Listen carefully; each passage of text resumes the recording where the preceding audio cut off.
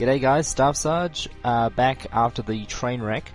I actually had to accelerate time by a week just to get enough mechs for this mission. Turns out that, yeah, I didn't even have enough money to buy a whole bunch of replacements and wait for everything to get repaired up.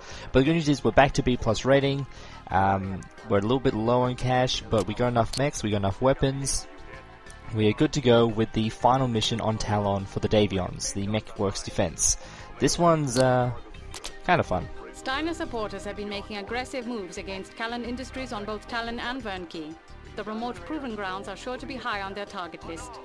Talon Industries is offering a top-paying defense contract with full salvage. Helping Talon out here will go a long way to putting us further into Prince Victor's camp. Alright, so we start off right by the factory. There's a checkpoint out to the east, which I believe we'll need to check out first, and then obviously holding the line at the factory itself. So this one is, it's all assault mechs all the time, which is why I've gone with a much heavier loadout than the last mission. So I'm riding with the Mechwarrior, we got the Mad Cats, the last mech we got here is a 70-ton Thor. And about half of them are assault mechs, including the Annihilator. Now, the Annihilator is an interesting one. I really like it because of how beefy it is. It looks like a proper 100-ton assault mech.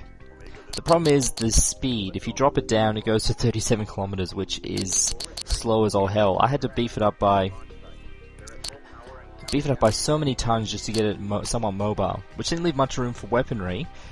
But for an assault mech, not enough room means 2 Gauss rifles and a bunch of support weapons, and of course all of the armor. This thing's almost as well armored. In fact, it might be better armored than an Atlas. But it pays for that for having, no speed and slightly less weapon space. So that is the Annihilator swag, because when it walks, that's kind of all it can do. Then we got a new Atlas, the Shrugs. Why is it called that? So this thing is rigged out, again, for long-range combat, as I tend to rig out Atlases. So LRM-15s, the Ultra AC-5, ER large lasers. The way I'm planning to use these assault mechs, because I've beefed up their engine power, as I tend to do in all these missions. And of course, armor to maximum. I beefed out their engine power, but even so, they're still not as fast as the medium mechs, which can't take as much of a punishment. So what I'm going to have to do is, well, I'll explain in a second. Let's go on with the Mechwarrior 2 thread. Because we lost this thread, I rigged out this one. So regular clan ERPPCs, because I ran out of light PPCs to put in them. So it's just backed up by medium laser and LRM-10s. Even so, again, plenty of long-range firepower. All the assault mechs are rigged out for long-range combat because of how slow they are. The Slash and Burn is the same. The Mad Cat is the same. The Mad Cat Mark II, because it's a different. I've given it to an AI. It's a slightly different loadout. ERPPC, Ultra AC-10, and LRM-20s. The Mad Cat Mark II is one of the faster assault mechs I have available, which is why it isn't rigged out for, sniper combat like the other ones. But even so, that's a lot of firepower. And then here's my ride. The Mechwarrior Brick Shithouse. Because that's kind of what it looks like. Rigged up fairly fast, a good amount of time to put into engine power. It's actually a pretty quick assault mech. Light PPCs, because I don't really have the accuracy to aim with the proper full ER PPCs, and they still do a good amount of damage. And they'll overheat them. Plenty of LRM-10s and the machine guns for backup. So the plan is, I'm running with that along with all the heavy mechs. We'll be getting into combat first. We'll be engaging at range as much as possible. The laser kitty is the exact same, except I'm not running it. So yeah, we engage at max range. We try and get as much damage into the enemy as possible. But because of the fact that we don't have as much armor as the assault mechs, and we'll be going up against a lot of assault mechs in this mission, we'll be engaging them, getting their attention, and then when the assault mechs come in, we'll basically fade back and allow them to attack our assault mechs. And the final mech in our thing, the lightest one, is the Summoner. Yeah, the Summoner. I keep on forgetting between the Summoner and the Hellbringer.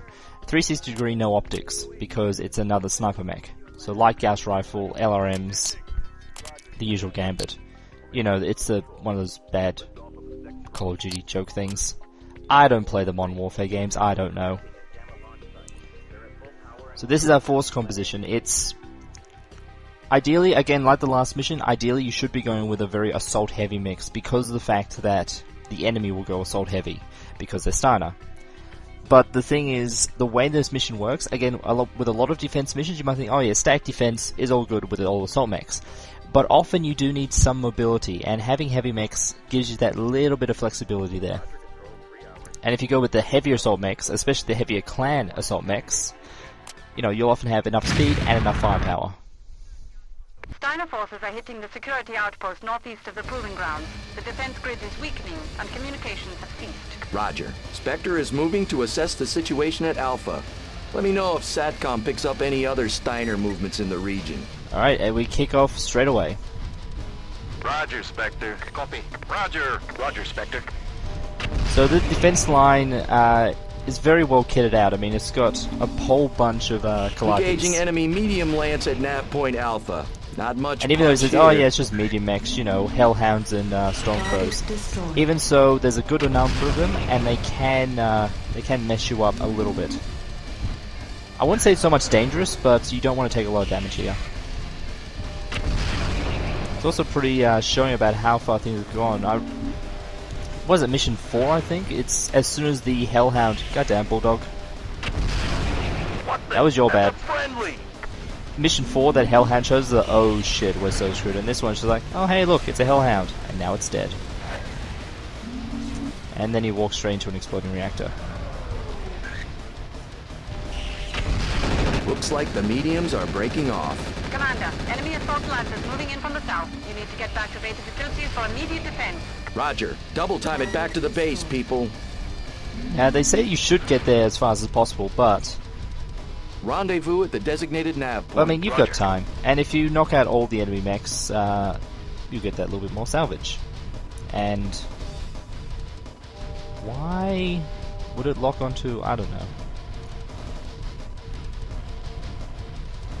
I'm not sure how I feel about the design of the Annihilator. I mean, it looks like a proper, as I said, it looks like a proper 100-ton assault mech, but... Roger, Spectre. Roger, lead. Roger, 6. Copy. Look at it go. That's with maximum engine power. You should see, I'll be showing that thing off in Solaris. When that thing goes at max power, when you have no engine at all. Oh, it's so hilarious. So retarded. So everyone's all good. Bulldog, who I shot on the back, took a little bit of damage, but they've got all their weapons, they got most of their frontal armor. Not doing too bad. But this is where things actually start to heat up. Close up. So that thing we on want me. to keep alive at all costs, because Calliopes we want online. And that's just beautiful. The main thing that we need to protect here, in addition to all the factories, are those prototype Templars. And here comes the first wave. Roger. Highlanders, the main ones they got here, I believe, are Highlanders and Gladiators. I don't know too much about them on Hopman's. But they're 85 to 90 ton assault mechs. They pack a good amount of long-range firepower. 2 assault lances engaging. Let's have a look at that. LM20, no, LBX20, so the only long-range stuff it has are the large lasers. Maybe it has LRMs as well. Oh dear.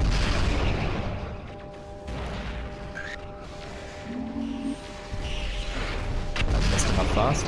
The ones you go watch out for are the Highlanders. Gauss and Heavy Gauss. Even at long range, they'll fuck you up pretty damn fast. But you concentrate fire and they go down. Take that. Target's destroyed. Target destroyed. Attack your closest target. Roger. So at the moment I'm mostly just being a sniper mech because of the fact that the Massacari isn't as well armored as the other assaults. So I need to keep back. Commander, I've just got word the Talon engineers have brought the Templar prototypes online. I'm patching in the IFF and comm channels. Spectre, this is Canary.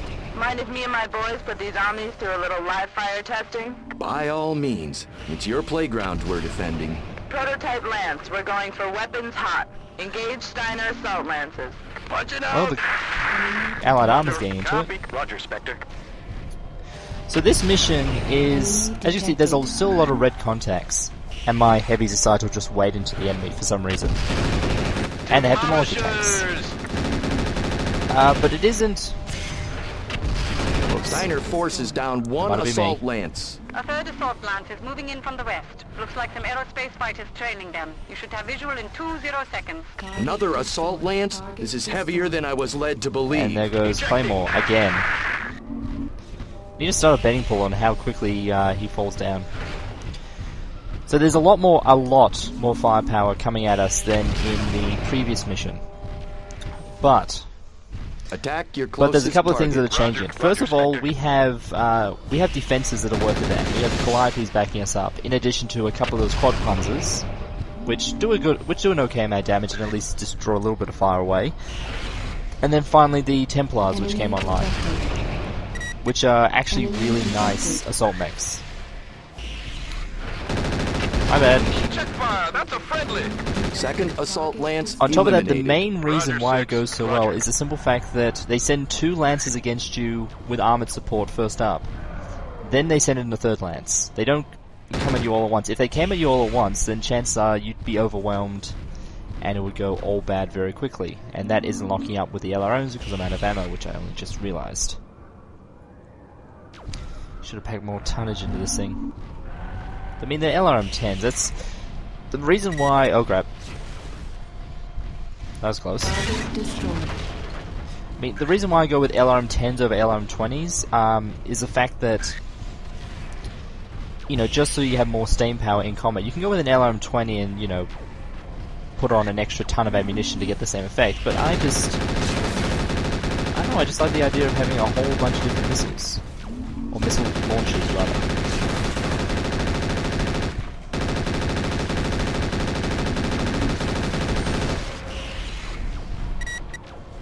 Templars are getting into it.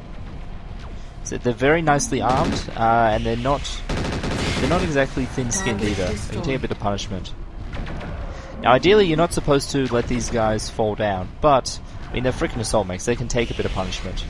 And the more that they're shooting at you, the more they're shooting at them, the less they're shooting at you.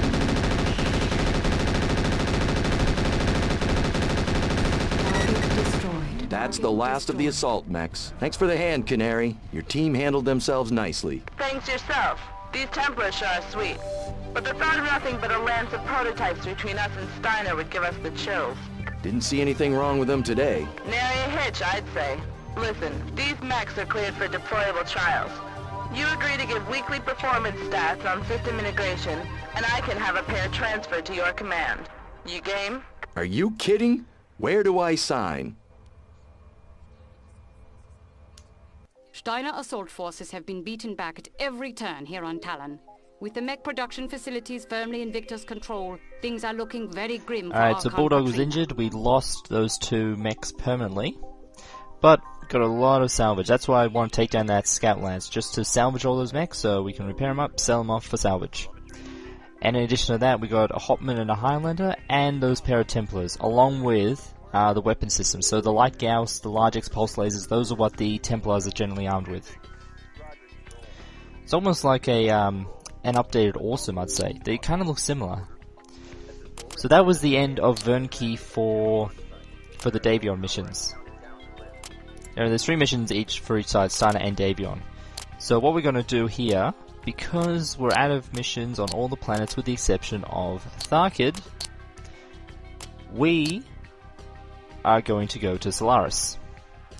Going to finish up the heavy circuit and the assault circuit, and then finally the championships. Get that all done and dusted.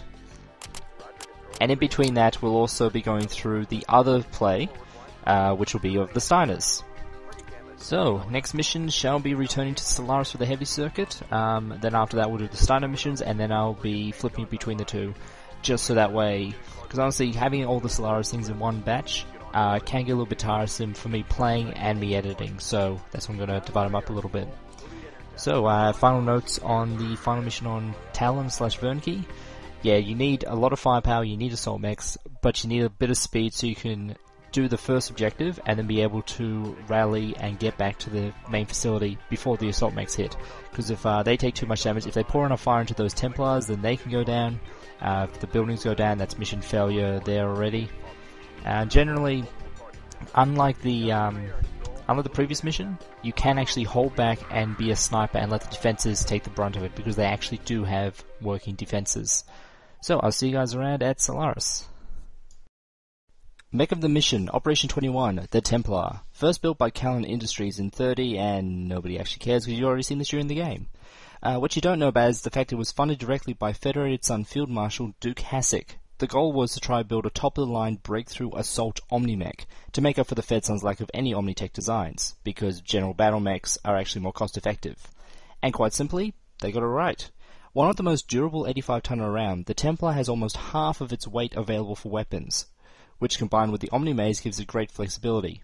The primary gives it a Gauss rifle and large pulse laser as its main weapons, with a medium pulse laser, 2 ER medium lasers, and a Streak SRM rack for close-in fighting. Other configs are slightly more specialized. The Alpha uses a UAC-10 and ER-PPC for engagements at range, the Bravo switches the Ultra for 3 rotary AC-2s, and the Charlie is a brawler with an LBX-20 and 5 pulse lasers, plus an ER-PPC to give the pilot something to do while closing. Compared to the Steiner counterpart at this point in the war, the Fafnir, it would lose out in a one-on-one fight. However, the Templar is overall a much more flexible and responsive design.